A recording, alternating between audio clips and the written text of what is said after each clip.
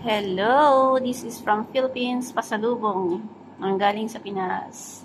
Ayan, hinugasan ko na siya at dinadry lang.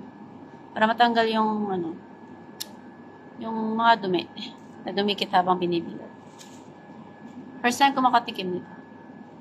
Ayan, nagpapainit na ako ng palayok. At lagyan na natin ng mantika. Ito ang lunch ko today.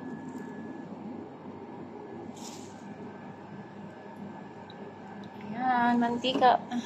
Painitin lang natin siya.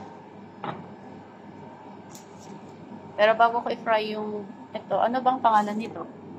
What's the name of this? Basta, daing ba? Hindi ko alam. Fry muna ako ng egg.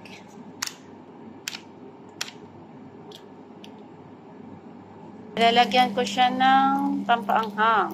Sili. Pampalasa. Hindi ko na siya lalagyan ng asin kasi maalat naman yung isda. Daing ba? Hindi ko alam. Ayan, paminta, more spices. Para masarap. Lunch, pero pang umagahan yung ulam. Yan, nagsasayang ako ng kanin kasi ayaw ko yung pagkain. Biryani. Taktakan ko na rin pala ng onion powder. Maraming onion. Babaliktarin ko lang siya saglit kasi ayaw ko yung masyadong hindi lusok. Ano ko sa yellow.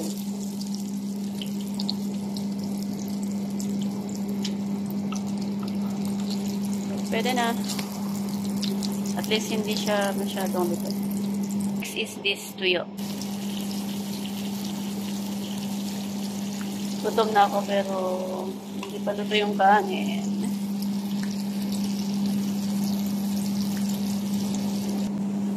Time check is 3:56 PM.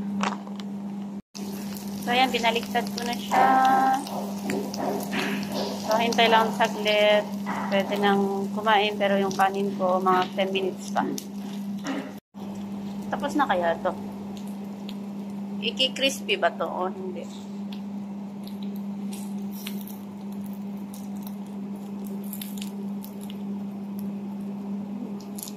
Ewan. Ano bang luto nito? Crispy? Or ganito na siya? Yung medyo malambot-lambot.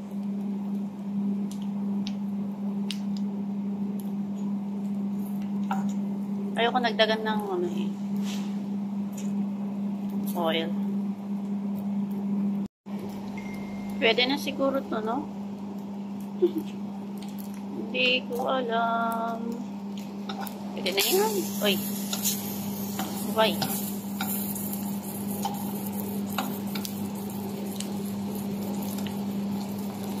Ninipis baka luto na.